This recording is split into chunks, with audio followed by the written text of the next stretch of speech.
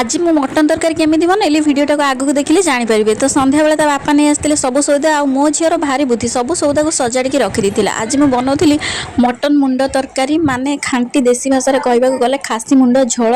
तो आपण मैंने केमती बनाते मुझे एमती ही बनाए आ बहुत टेस्टी लगे। फास्ट पियाज तेल पकईकि मांस को भल भाव भाजीदेवी पानी सब मरीगला आलू भी से पकईदेवी बेसी टाइम लस हेनी माने जल्दी जल्दी सब बनीज एका सांगे आलू भी भाजी हो मांस भी भाजी हो भल भाव भाजीगला पर बाटिक रखिया मसला पियाज रसुण अदा जीरा लंका हलदी गुंड ताको पकईकि भल भाव कषिकी से अल्प टमाटो देली